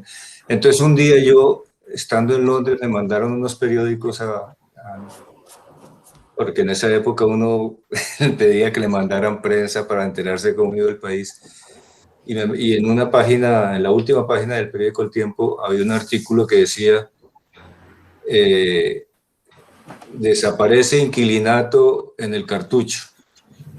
Entonces yo leí el artículo y contaba cómo unos inquilinos de una casa se habían llevado la casa y cuando el juez había llegado a efectuar el desalojo, se había encontrado el lote vacío. Y yo como que dice, dice como el viejo tonto que movió la montaña. Y se me mezclaron las dos historias. Y bueno, y ahí digamos, ese fue el origen del guión de la película. Pues pongo ese como ejemplo, pero muchas veces no solamente en las historias que cuento, sino también en la forma como las cuento, porque muchas veces la estructura del idioma ayuda a visualizar cosas de una forma muy, muy interesante que me ha sido muy útil profesionalmente. Muy bien. Bueno, ¿quién pregunta? Tomás, ¿quieres preguntar? Maravilloso. A ver, pon sonido, Tomás. ¿Aló? No. Hay una Rey también. Mientras Tomás cuadra sonido, Fernando Rey pregunta, Juan Restrepo también tiene pregunta y Fernando Guerra, ¿también tienes pregunta? ¿Dice sí o no? Bueno, bueno, entonces vamos por turnos. Fernando, pregunta. No se te oye, Fernando. Activa el sonido. Sí. Ahora sí. Bueno, yo tengo dos preguntas, pero no sé si son pertinentes para este evento, ¿cierto? La primera es cómo funciona actualmente la democracia en la sociedad china y en el Partido Comunista Chino. Y la segunda, ¿cuál es la proyección de las diferencias socioeconómicas en China, sobre todo en el mediano y largo plazo? ¿Y qué hace el Partido Comunista Chino para administrar y regular estas diferencias? Lo que pasa es que esas son dos preguntas de mucha profundidad, de mucha complejidad, y de pronto sean para otro espacio y para otro momento. Una conferencia. No, pues es difícil resumir porque pues yo personalmente pienso que digamos, China no es una democracia ni han pretendido que lo sea.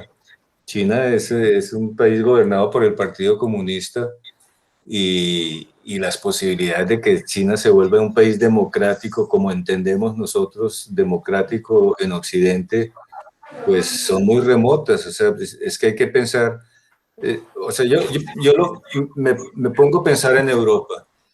Yo vivo en España. En España se supone que es una de las democracias más avanzadas del mundo. No logran mantener unificado el país, están permanentemente viendo ver cómo se desbaratan las autonomías, los vascos, los catalanes, los andaluces, los canarios. Es un país de 50 millones de personas y no logran mantenerlo cohesionado, no logran tener mecanismos democráticos, se quejan de que no funciona la democracia. Es un país de 50. ¿Cómo sería si toda Europa la gobernara un partido? Es inimaginable. O sea, que lo que los chinos han logrado con su gobierno, que efectivamente no es democrático, pero tiene pinceladas de democracia. O sea, ellos intentan por lo menos mantener o avanzar hacia mecanismos democráticos, pero no, hasta donde yo entiendo, no hay ninguna esperanza a corto plazo de que China se vuelva un país democrático en los términos que Occidente ve la democracia. Lo que sucedió en Tiananmen, por ejemplo, que eran estudiantes que pedían la democratización del país, pues era una utopía y esas cosas seguramente ayudan a que haya pequeños pasos hacia mecanismos democráticos, pero yo no veo no veo posible que a corto plazo un país de ese tamaño y con un partido comunista al frente se vuelva un país democrático. En cuanto a lo de las diferencias, pues el país ha avanzado mucho. Digamos, la clase media se ha crecido muchísimo, la clase alta también. Es un país que progresa mucho y esto pues lo sé por lo que he leído, ¿no? El partido le gusta que la gente se enriquezca siempre y cuando no deje de obedecer las instrucciones del partido, no se independice demasiado. Eso es hasta ahí, digamos, es un tema que no conozco porque, pues a pesar de que yo mantengo mi interés por China, no vivo lo suficientemente informado como para hablar de ese nivel. Bueno, Tomás. ¿Me escuchas? Bueno, Tomás es compañero de vida de Sergio. Fue productor de dos películas de Sergio, Golpe de Estadio y Perder es cuestión de método. Entonces, él vive en Madrid, va a hacer una pregunta. Tomás. No se oye, Tomás. ¿Cómo se escucha acá? ¿Qué tengo que tocar? Ahora sí. No, que el micrófono no lo cierres. A ver, ahí está. Ahora sí. No, Sergio, que yo siempre me he inquietado muchísimo cómo la parte religiosa en la China, el gobierno tiene control directo sobre la gente, ¿cómo lo manejan?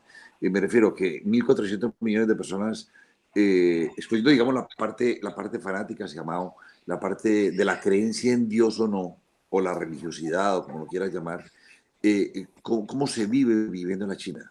Me refiero porque hay muchas diferencias de pensamiento en una sociedad. Y filosóficamente hay gente pues, que le importa una visión de la muerte, en el más allá, a través de Dios y todo esto. Y yo nunca he visto ninguna, que cuando se describe la China nunca se toca el tema. Y en cualquier otra sociedad, inclusive de los rusos, hay una parte importante de la sociedad que es religiosa. ¿Cómo controlan esos chinos? ¿Cómo lo manejan?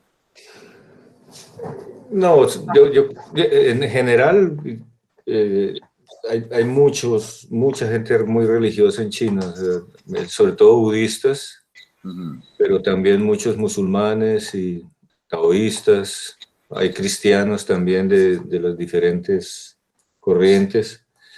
En general, en la época de la Revolución Cultural era muy mal visto, pero aún en plena Revolución Cultural yo me acuerdo que hubo... Yo me acuerdo haber ido a misa por curiosidad en plena Revolución Cultural porque, digamos, por mantener la imagen de liberal, pues mantenían abiertas las iglesias y eso. En las últimas veces que yo he ido a China he notado un aumento gigantesco de las fes budistas y taoístas. O sea, los templos viven llenos y mi percepción es que al partido incluso le gusta que haya ese sentimiento religioso. No, hasta donde yo sé, no son perseguidos ni nada de eso. En cambio, son perseguidas algunas sectas, como el Falun Gong, que es una secta no religiosa muy extraña, que es muy perseguido. Pero los budistas y los musulmanes, que hay muchísimos musulmanes, no son, hasta donde yo sé, pero de nuevo, digamos, la China moderna no la he vivido tanto como aquella que me tocó vivir a mí en la... Y el Papa, la religión católica, imagino que tiene una poca presencia. Y el Papa tiene una importancia como personaje, o como político, o como alguien, digamos como pasa en Occidente, que el Papa tiene el estatus de un presidente de una nación. ¿Entiendes? Sí, cristianos no hay mucho, pero ahora que lo mencionas, leía yo el otro día en un libro sobre China que lo más parecido que hay en el mundo al Partido Comunista Chino es el Vaticano. Que tienen como los mismos mecanismos, la misma verticalidad, los mismos. Entonces, en el libro, es un libro muy interesante, un libro que se llama El Partido, se llama The Party, y mencionan eso, que la forma como se gobierna el Vaticano es lo más parecido que hay a la forma como se gobierna China. La última mía, escúchame, aspectos como el homosexualismo, como el lesbianismo, como todos estos otros derivados de la sociedad normal, en la China son tabú, se manejan, se aceptan. No, mira, hubo una época, en la época yo me acuerdo en la época que cuando mis padres estaban allá, que preguntaban que cómo manejaban el tema del homosexualismo, decían rotundamente, en China no existe homosexualismo. Muy bien. Por favor.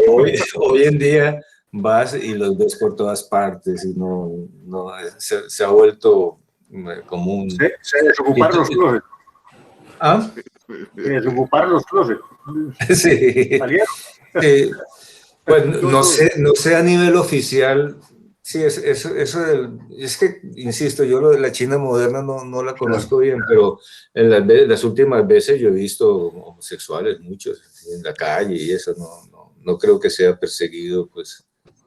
Eso debe ser un poco como en Cuba, que hubo una época en que eran muy perseguidos y ahora, pues, por todos lados ve uno homosexuales en Cuba. Y prostitución. Bueno, Igual. Bueno, muy bien. Juan y Fernando Guerra se preparan. Juan Restrepo, pregunta. Buenas tardes a todos, muchas gracias. ¿Me están oyendo? Sí, bueno, Sí, Juan Juan. fue el anterior tertuliante nuestro. Bienvenido, Juan. Muy buena tu charla, causó una impresión tremenda la charla del sábado pasado. La gente se nos Muy quedó buena, una sí. hora después comentando tu charla. Eso Y me han los dicho, sí, comentarios sí, de me Sergio. alegra. Cosa que me alegra mucho. Buenísima, hombre, muy bien, muy agradecido.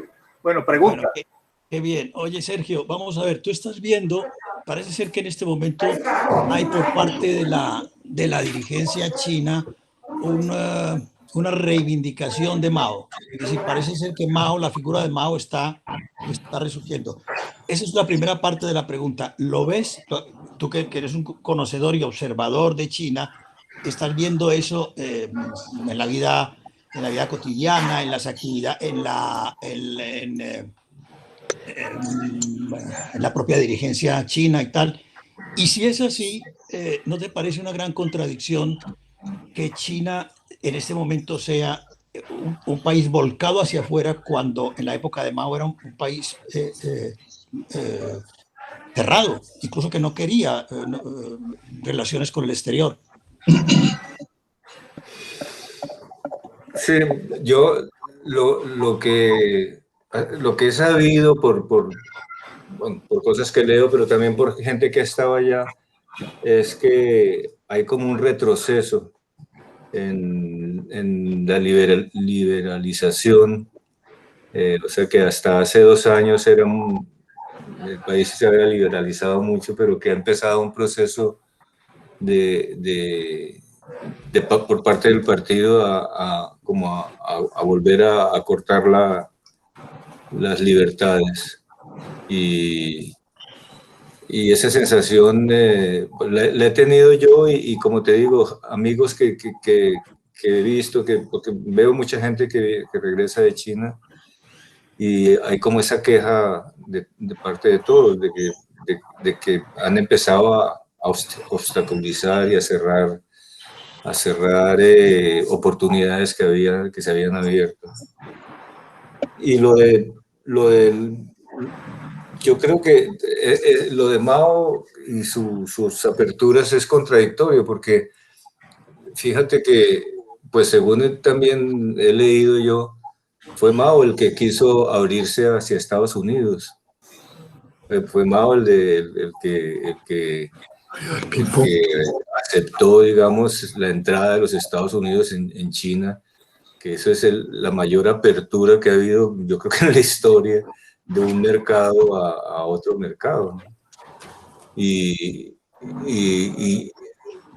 yo creo que son los Estados Unidos ahora con Trump los que más han frenado ese intercambio entre los dos países. Mi sensación es que los chinos están ahora interesados en el mercado internacional porque necesitan ampliar sus industrias, su influencia en el mundo. Todo ese plan de la ruta de la seda es un plan como los de la época imperial. Tiene como un objeto muy concreto de tener como relaciones con todo el mundo. Yo siento que es como contradictorio, pero que es la realidad, ¿no? O sea, cerrando mucho allá y abriendo mucho hacia el extranjero. Sí. Quiero hacer una puntualización con respecto a lo que decías del Vaticano y de China. Mira que no hay en ninguna otra parte del mundo dirigentes dentro de murallas milenarias como en esos dos lugares, Chonanjay y el Vaticano, ¿no? Y el Kremlin. El Kremlin. Bueno, que es otro Vaticano. Muy bien.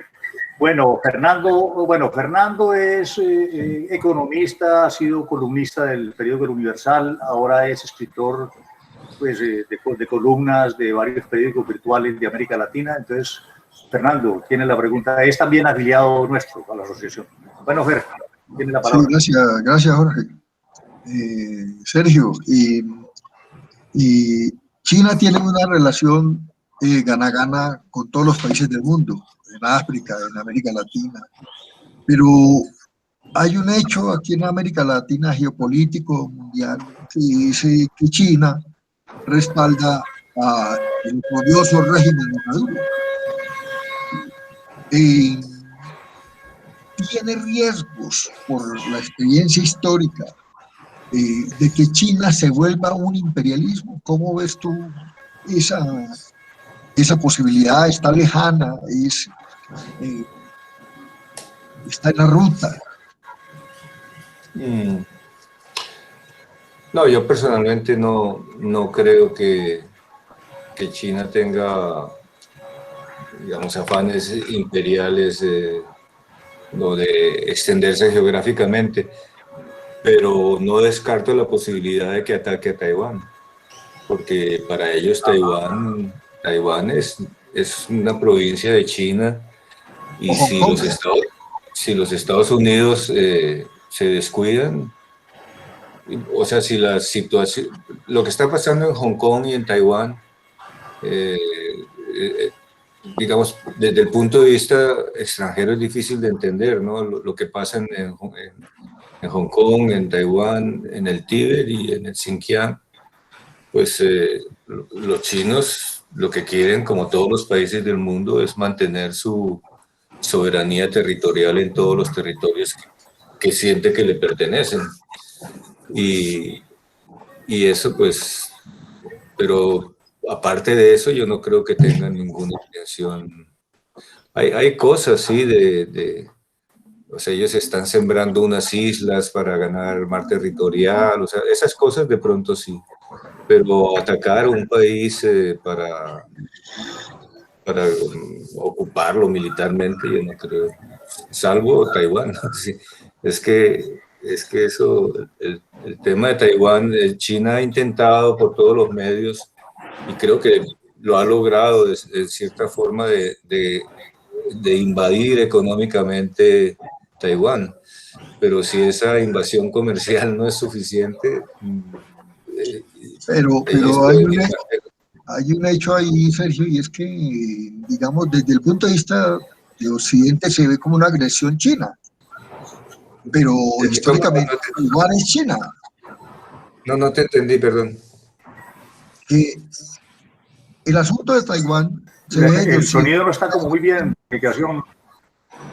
Se ve como una agresión de China a Taiwán, pero Taiwán es un territorio chino derivado del arribo al poder en el 49 de la Revolución China, y que por una disposición táctica dejaron que Taiwán quedara ahí, pero eso es chino. Claro, eso es chino. No hay ninguna agresión. No, claro, no, yo digo, pero hay gente que tiene la otra lectura. Sí. Claro. Sí, indudablemente es como recuperar para Argentina. Y el respaldo para de Argentina las Malvinas. Venezuela, ¿cómo lo ves? El respaldo de China a Venezuela, ¿cómo lo ves? ¿El respaldo de China qué? De China a Venezuela. En este entorno geopolítico tan complicado. Claro, o sea, la geopolítica funciona como funciona, o sea, ellos, digamos, a mí me parece lógico dentro de la lógica geopolítica que apoyen a Venezuela, pero pues es que no se me ocurriría que no lo hicieran. Es, digamos, la lógica de su comportamiento geopolítico es ese. Y no solamente con Venezuela, sino, no sé, en el Oriente Medio, en todos esos países asiáticos, ellos tienen una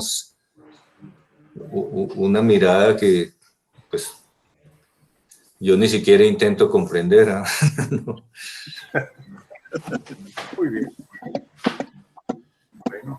Bueno, a pesar de que nos hemos salido bastante del tema inicial, porque esto es muy atractivo, es muy difícil permanecer en el pasado, correcto, pero yo pienso con el tema que están tratando ahora, que si Maduro cayera mañana, China seguiría respaldando a Venezuela. El problema no es de respaldo a Maduro, ni a una institución, político, a un pensamiento. Si mañana en Venezuela la corriente política del COPEI, ¿correcto? No, lo que pasa es que, por ejemplo, lo de Venezuela, lo de Venezuela no es solamente político, o sea, los chinos le han prestado a Venezuela muchísimo dinero, me imagino que quieren recuperarlo, o sea que se mezclan problemas económicos con geopolíticos. Sí, eso no. Yo creo que uno no está como en condiciones de entender, sí, pero no puede tomar partido ahí, pues son decisiones que no. Sergio, volviendo un poco al tema de los años que estuviste allá en China, ¿compartiste con más colombianos esta experiencia allá? Allá sí, allá pues hubo colombianos que vivieron mucho más tiempo que yo allá, Enrique Posada,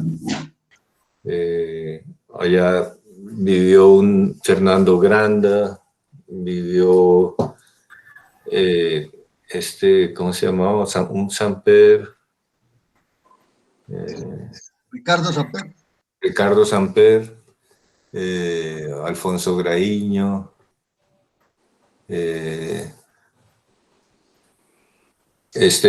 hubo una época en que vivió Guillermo Cuyana. Ese no me tocó a mí. Víctor, ¿se llamaba? No, sí, ahí vivieron. Siempre ha habido, o sea, porque ellos no hay una asociación de egresados de China. Que yo sepa, no. No creo que sean tantos. No son tantos. Claro. Es interesante por nosotros que compartieras, si los tienes, los contactos de esas personas, porque interesaría pues entrevistarlos también, conocer sus experiencias sobre las épocas en que vivieron allá, ya que como dijimos la vez pasada, pues hay que visitar el pasado para comprender el presente, y es una forma también de interesarnos más y comprender un poco más qué ha pasado en China, de que visitaron ustedes allá y tuvieron esas experiencias. Yo siempre he dicho que cuando uno tiene una novia a los 15 años y te pasa que a los 60 años te encuentras con ella y dices, ¿cómo has cambiado? Obviamente, pero uno también ha cambiado, ¿correcto? Y no, pues es que a propósito de eso, Guido, es que a propósito de eso, un complemento de esta excelente disertación con Sergio sería una charla con Marianela, con la hermana. Sin duda. A nosotros nos gustaría, Sergio, que tú nos ayudaras a hablar con Marianela para que acepte una charla con nosotros, porque Marianela tiene otro aspecto distinto y complementario de cómo ve a China, de la China de esa época. Y sería muy bueno también charlar con Marianela. Claro. Como persona, ella uno aprende a quererla. Después de leer la novela, uno aprende. Yo no conozco a Marianela, pero después de leer la novela, aprendí a quererla. Yo aprendí a querer a Marianela. Más en esta época, en este mes del mes de la mujer, nos gustaría que ella participara. Claro, yo le digo, ella además es mucho mejor conversadora que yo. Yo no soy muy hábil. Pero es muy tímida. Es muy tímida. Ahora, Iván, Diana tiene la mano levantada. ¿Quién? Diana. Dianita, listo. Eres todo tuyo. Muchas gracias. Tengo que definitivamente afiliarme a la asociación. Yo estoy aquí en Bogotá y desde aquí nosotros hacemos un club de conversación. A veces es intercambio mandarín-español con los chinos que viven aquí en Bogotá y a veces solamente los colombianos también discutimos algunos temas, como por ejemplo el que decía Sergio, de la nueva ruta de la seda, y también pues tratamos como de mantener un poco el mandarín que hemos aprendido.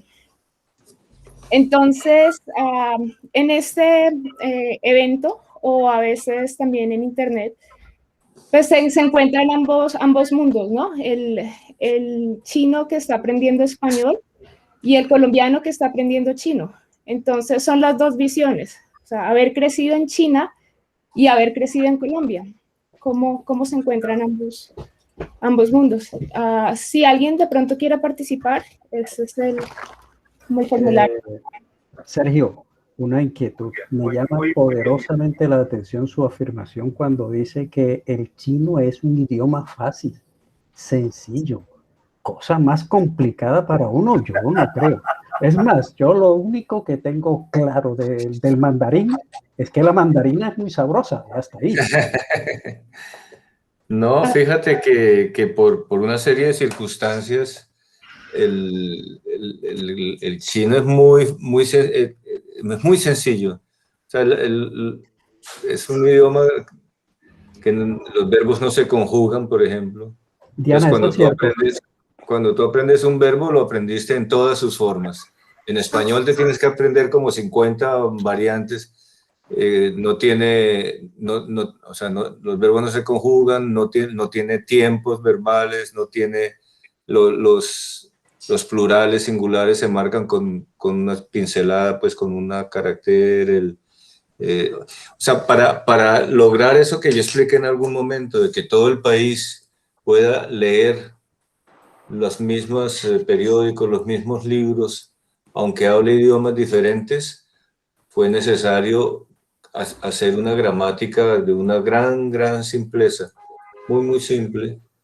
Yo creo que es fácil de aprender. Los caracteres también son fáciles de aprender porque hay una lógica dentro del carácter, hay una lógica y hay unos métodos. Normalmente los niños chinos a los 10 años escriben mucho mejor que los niños españoles a los 10 años. Lo que sí es difícil, y eso sí es verdad que es difícil, es hablarlo bien, porque los tonos al hablar son un poquito... pero es un idioma bastante... Es muy diferente, eso sí, pero a veces uno confunde diferente con difícil. Es un idioma muy diferente, pero no es muy difícil. El español es muy difícil. Bueno, mira, esta charla era para 1 hora, llevamos 1 hora y 50 minutos. Sí. Termino la pregunta, es que me tocaba dar un poco de contexto. Entonces, primero que todo, quiero agradecer tu honestidad en la novela. Pues, esto es algo que necesitamos en el país, tanto los aciertos como los fracasos y los errores. Es decir, creo que el hecho de haber como narrado tal y como sucedieron las cosas es algo muy bueno para construir paz y construir el país.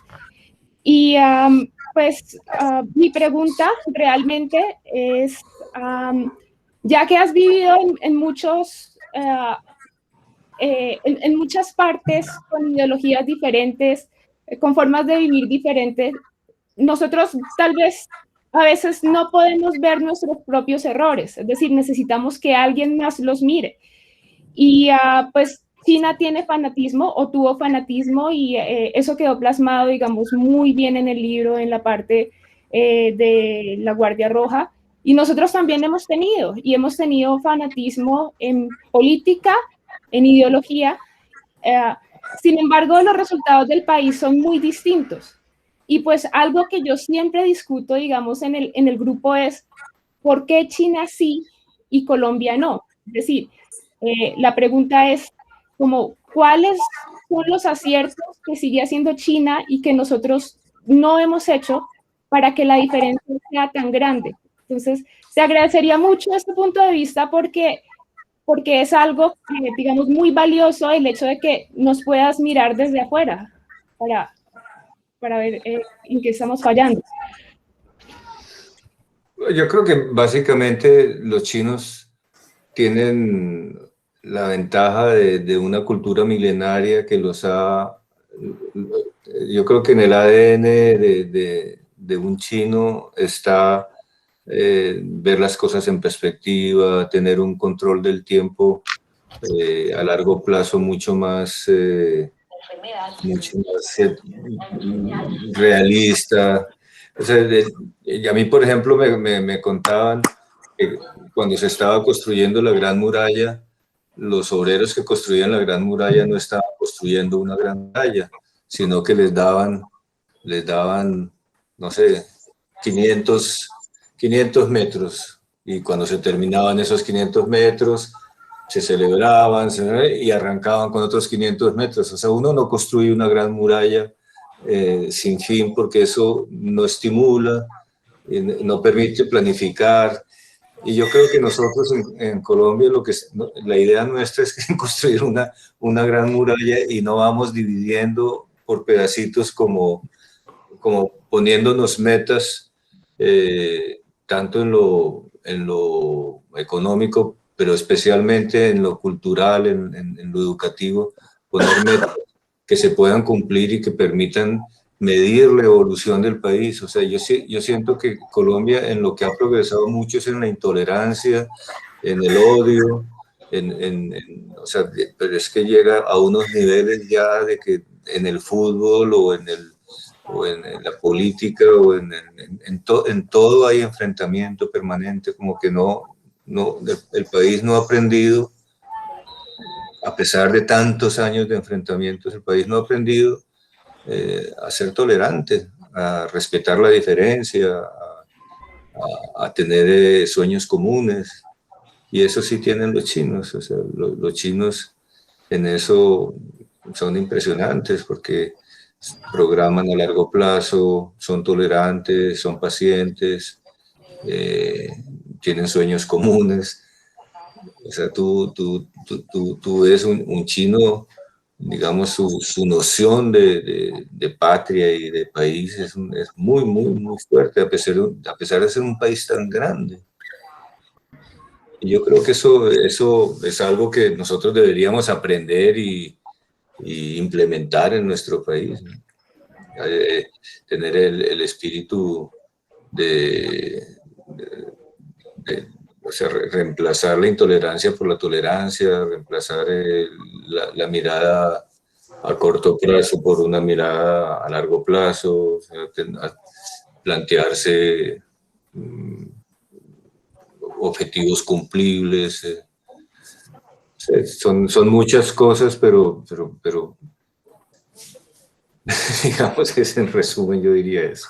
Muy bien. Muchas gracias, Sergio. Qué pena, perdón. Es que, pues creo que siempre, como en tu vida, ha estado como la noción de construir país, y lo has hecho desde el cine, la política, la ideología, no sé, algunas veces, no sé, la guerrilla, pero quisiera saber si esos son como simplemente manifestaciones del mismo concepto de querer mejorar el país. Quisiera saber cuál es el plan actual, porque como han sido tantos los cambios, quisiera saber cómo está ¿El plan actual de qué?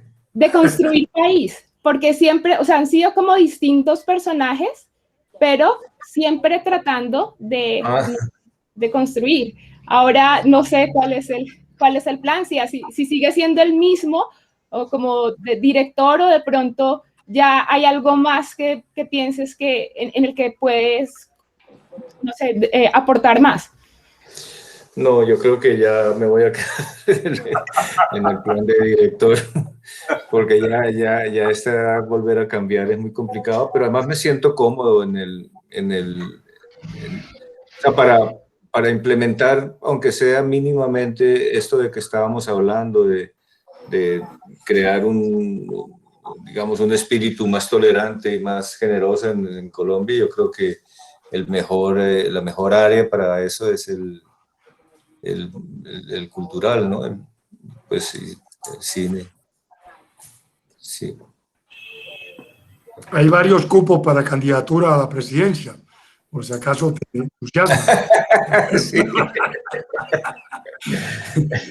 Yo aprovecho la oportunidad para despedirme porque tengo un compromiso ahora a las 5. No, ya no así que quiero agradecerle a Sergio por su generosidad y a todos los compañeros de la asociación y los no de la asociación que nos han acompañado en el día de hoy y que estén siempre presentes para esta convocatoria en los próximos sábados. Así que de corazón me despido de todos ustedes y Sergio, como siempre, estaremos atentos a tus manifestaciones culturales que siempre nos han emocionado. Hasta luego. Vale. Muchas gracias. Un placer haber compartido con usted. Ha sido una charla excelente, una tarde histórica para nosotros, muy divertida, muy reconfortante, muy reconstructora de hechos y de conceptos. Hombre, excelente. Gracias, Sergio. Muchas gracias. Gracias. Vale. Y a todos los que estuvieron presentes, hombre, muchas gracias por estar con nosotros esta tarde. Los esperamos para la próxima. Oh, muchas gracias, excelente conversatorio. Hasta luego, muchas gracias a todos. Bueno, gracias, Sergio. Bueno, gracias, Sergio. Muchas gracias, Sergio. Gracias, Sergio. Muy bueno. Muy bien, Sergio. Magnífico.